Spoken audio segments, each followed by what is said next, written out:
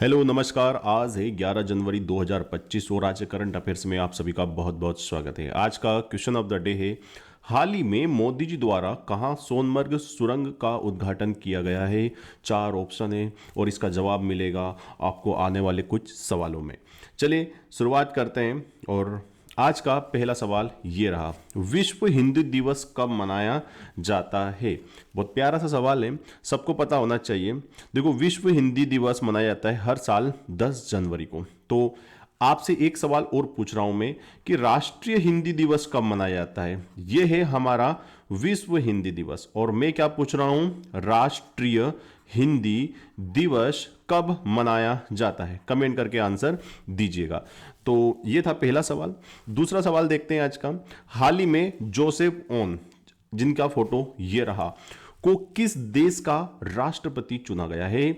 और ये मिलिट्री वाले हैं और वहां की जो आर्मी है, कौन से देश की आर्मी, लेबनान। लेबनान की आर्मी ने जोसेफ ओन को अपने देश का नया राष्ट्रपति चुना है।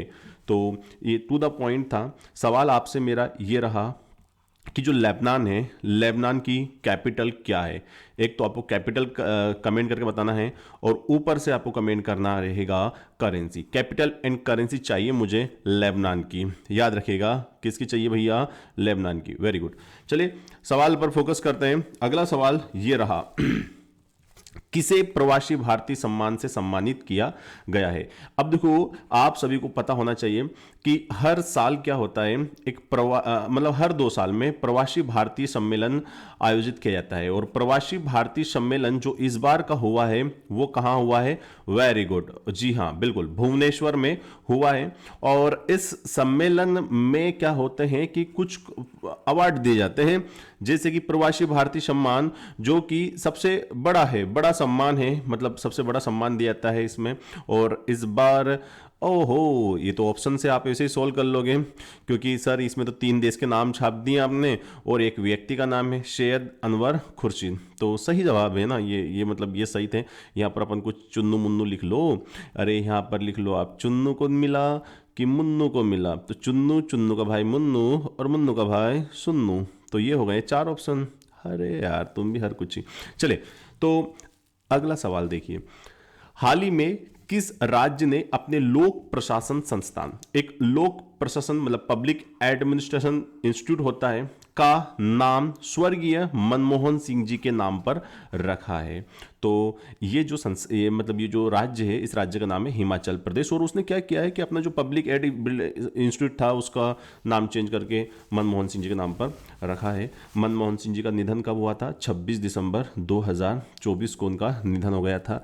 वो भारत के भूतपूर्व प्रधानमंत्री थे, जिनका कार्यकाल 2004 से लेके तो 2014 तक, जिन्होंने मतलब 2 टर्म थे इसमें, आपको पता है 2 टर्म के लिए चुने गए थे ये, एक 2004 से लेके 2009 और एक टर्म जो थी उनकी 2009 से लेके 2014 तक। ठीक है, आधुनिक भारत में जो इकोनॉमिक के हम बोल सकते हैं पिता कह सकते हैं। ठीक है, चलिए बहुत अच्छा काम किया था इन्होंने प्रधानमंत्री के रूप में रहकर। हालांकि इनको बहुत मजबूर किया गया था, लेकिन इसके बावजूद भी मतलब सारी चीज़ों के बावजूद इन्होंने अच्छा प्रदर्शन किया था अपने कार्यकाल के दौरान। चलिए आज का 5वां सवाल देखते हैं हम लोग। हाल ही में निकोलस मादुरो, जिनका फोटो ये रहा, निकोलस मादुरो ने किस देश के राष्ट्रपति के रूप में तीसरी बार शपथ ली। भाई साहब तीसरी बार शपथ लिए और ये बने हैं वेनेजुएला के राष्ट्रपति। वेनेजुएला कहाँ है, मतलब हाँ sir very good, south America, जो हमारा ओशन है, सॉरी ओशन नहीं है, साउथ अमेरिका जो महाद्वीप है, कॉन्टिनेंट है, उसके एक देश है वेनेजुएला उसका। और वेनेजुएला की करेंसी और कैपिटल आपको कमेंट करना है। ठीक है, और वहाँ के राष्ट्रपति में ने तीसरी बार शपथ ली है, भाई साहब का नाम क्या है, निकोलस मादुरो। ठीक है, बहुत सीधा सा सवाल है, लेकिन ये सवाल आपको मिलेंगे आने वाले एग्जाम में, ये सब आपको देखने को मिलेंगे। उस दिन लगेगा आपको यार रट्टा मार लेते अच्छा रहता। चलिए आज का 6ठा सवाल देखते हैं। हाल ही में किस राज्य की पुलिस ने फीडबैक प्रणाली शुरू की है। हाँ भाई साहब, फीडबैक बहुत जरूरी होता है किसी भी ऑर्गेनाइजेशन में, बिजनेस में। फीडबैक बहुत जरूरी होता है, क्योंकि फीडबैक से ही क्या करते हैं हम हमारी सेवाओं को और बेहतर बना सकते हैं।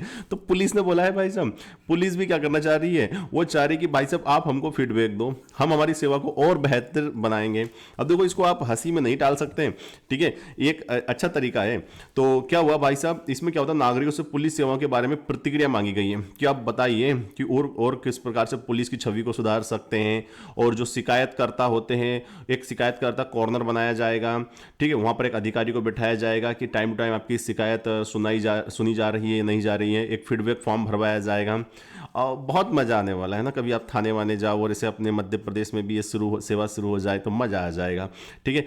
आपको वहां पर विजिट करो, एक विजिटर्स कॉर्नर रहेगा, पूरा मतलब पूरा डेटा रखा जाएगा। और फिर इस फीडबैक के आधार पर क्या होगा, एक रैंकिंग बनेगी, ठीक है। अब ये रैंकिंग कैसी बनेगी, इसमें पूरे जो भी अपने अब देखो यहां पर ना थोड़ा सा उल्टा हो गया है। अब ये उल्टा क्या हुआ है, इसको देखिए कि ऑप्शन आपको कुछ अजीब देख रहे होंगे। मैं इधर आपसे डिस्कस कर रहा हूं इस टॉपिक के ऊपर, और भाई साहब अपन ने ना ऑप्शन तो डाले ही नहीं है।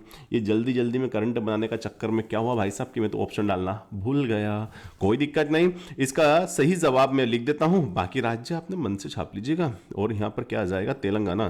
तेलंगाना ये सब सिस्टम करने वाला है। तो बाकी के आप देखो, यहाँ पर ये हटाओ, ये हटाओ, ये सब हटा दो। आपसे सवाल पूछेगा हाल ही में किस राज्य ने पुलिस ने फीडबैक प्रणाली शुरू की है, तो आपका जवाब क्या हो जाएगा, तेलंगाना हो जाएगा। ये थोड़ा सा दिक्कत है, बहुत ज़्यादा ही दिक्कत हो गई है इस स्लाइड में। तो हाल ही में 7वां सवाल देख लीजिए, हाल ही में किस देश ने पहला हिंदी प्रमाण पत्र पाठ्यक्रम शुरू किया गया है, मतलब किस देश के द्वारा शुरू किया गया है हिंदी प्रमाण पत्र पाठ्यक्रम शुरू किया गया है एक प्रकार का, ठीक है। पूरा का पूरा ये सिलेबस ही लॉन्च किया है इस देश ने हिंदी में, ठीक है। और ऑब्वियस सी बात है कि ये देश जो है वो श्रीलंका है। श्रीलंका ने ये सेवा शुरू की अपने देश में। आज का 8वां सवाल देख लीजिए, राष्ट्रीय युवा दिवस कब मनाया जाता है, कोई नहीं भूल सकता। हर साल 12 जनवरी के दिन राष्ट्रीय युवा दिवस मनाया जाता है। स्वामी विवेकानंद जी का जो की याद में हम इस डे को मनाते हैं, क्योंकि इस दिन इनका जन्म हुआ था। तो स्वामी विवेकानंद जी के बचपन का नाम नरेंद्र नाथ दत्त था। 12 जनवरी 1863 को कलकत्ता में इनका जन्म हुआ था, और इनकी मृत्यु हुई थी 4 जुलाई को बेलूर मठ, बंगाल में। बेलूर मठ की स्थापना कब हुई थी, ये सवाल बहुत महत्वपूर्ण है, बहुत बार एग्जाम में आता भी है। तो बेलूर मठ की स्थापना 1897 स्वामी विवेकानंद ने की थी। स्वामी विवेकानंद को एक और मिशन जो है जिसका नाम है रामकृष्ण मिशन, तो उनकी स्थापना का भी इनको श्रेय जाता है। 1 मई 1897 को इसकी स्थापना हुई थी। लेकिन देखना 2 सवाल पूछता है, रामकृष्ण मठ सवाल पूछे तो 1901 में, रामकृष्ण मिशन पूछे तो 1897 में। अब स्वामी विवेकानंद क्या हुआ, 11 सितंबर की तारीख थी, 1893 में शिकागो में गए। शिकागो जो है वो अमेरिका का एक शहर है। शिकागो में एक यहाँ पर धार्मिक संस्थान की तरफ से, मतलब एक पूरे दुनिया के देश भर के बड़े बड़े लोगों को बुलाया गया था, वहाँ पर स्पीच हुई थी। और विवेकानंद जी ने उस स्पीच का शुभारंभ किया, बोलना शुरू किया। जैसे ही उन्होंने बोला कि my brother and sister of America, मेरे अमेरिका के प्रिय भाइयों और बहनों, पूरा स्टेडियम तालियों से गूंज उठा। बहुत बेहतरीन स्पीच दी थी विवेकानंद जी ने, जिससे उनकी पॉपुलैरिटी पूरी दुनिया में हो गई थी। तो ऐसे थे हमारे विवेकानंद जी। विवेकानंद जी के गुरु का नाम पूछता है तो याद रखिएगा, बहुत प्यारा सा गुरु नाम है उनका, रामकृष्ण मिशन है उनके, रामकृष्ण मिशन नहीं, गुरु का नाम है रामकृष्ण। और रामकृष्ण मिशन की स्थापना 1897 में की गई थी, वो अलग टॉपिक है, ठीक है, दोनों अलग अलग है, ठीक है। और विवेकानंद जी का एक बहुत प्यारा सा थॉट है जो हमेशा जीवन में आपको प्रेरणा देगा, arise awake and do not stop until the goal is achieved. उठो, जागो और तब तक मत रुको जब तक कि लक्ष्य की प्राप्ति ना हो जाए। रुकना नहीं है, ठीक है ना। मतलब देखो सीधी सी बात ये होती है भाई साहब कि आप एक बार आगे बढ़ गए तो आगे बढ़ते रहो, बढ़ते रहो, बढ़ते रहो। आपको ना जब तक कि अचीवमेंट ना हो जाए, जब तक तुमने सोचा है अगर वो नहीं प्राप्त कर लेते हो, छोड़ना नहीं है। देखो क्या होता है, कुछ लोग शुरुआत बहुत अच्छे से करते हैं, मतलब बिल्कुल गाए बजाए से शुरू करते हैं, बट फिर क्या होता है ना, धीरे धीरे धीरे धीरे धीरे धीरे वो लोग क्या करते हैं ना, छोड़ देते हैं। कुछ लोग तो ऐसे होते हैं, पता चलता है कि बस सफलता आपका इंतजार कर रही थी और आपने बीच रास्ते में ही छोड़ के वहां से निकल लिए, है ना। ऐसा होता है कुछ कुछ लोगों के साथ। तो हमें छोड़ना बिल्कुल भी नहीं है।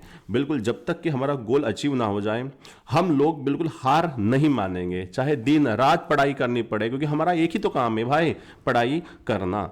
और हम इतनी पढ़ाई करेंगे जिससे कि जो हमारा सपना है एक सरकारी नौकरी का, वो प्राप्त हो जाए। तो arise, awake and do not stop until the goal is achieved. चलिए आज का 9वां सवाल देखते हैं। हाल ही में भारतीय नौसेना को सौंपी गई 6ठी स्कॉर्पियन श्रेणी की पनडुब्बी का नाम क्या है? तो बहुत प्यारा सा सवाल है ये। और इस सवाल में दो चीज़ देखिएगा। जो ये पनडुब्बी है, वाक्षीर करके ये पनडुब्बी है, इसका नाम रखा है इस बार का। और इस पनडुब्बी की एक खासियत ये है कि ये अंतिम है, बस अब इस श्रेणी की अंतिम पनडुब्बी है। इसके बाद इस श्रेणी की पनडुब्बी को बनाना बंद कर देगी गवर्नमेंट। चलिए आज का अंतिम सवाल देखते हैं। हाल ही में मोदी जी द्वारा कहाँ सोनमर्ग सुरंग का उद्घाटन किया गया है? और ये सोनमर्ग सुरंग जो है बहुत पॉपुलर होने वाली है, ठीक है। इसे जोएट मॉर्थ टनल भी कहा जाता है और ये जम्मू कश्मीर में सुरंग है। अब देखो इस सुरंग के माध्यम से क्या होने वाला है कि हमारे जो चाइना की बॉर्डर है वहां तक हमारे आर्मी इक्विपमेंट पहुंचाने में आसानी होगी। किसी भी मौसम में रास्ता, जैसे कि क्या होता है ठंड के टाइम में इस तरह पे रास्ता बंद हो जाता है, तो वो जो समस्या थी वो अब काफ़ी हद तक सोल्व हो जाएगी इस सुरंग के माध्यम से। तो सोनमर्ग सुरंग जो है जम्मू कश्मीर में है, ये बात याद रखिएगा। ये था आज के current affairs discussion. Thank you very much for the discussion. Have a nice day, bye bye, take care, जय हिंद, जय भारत।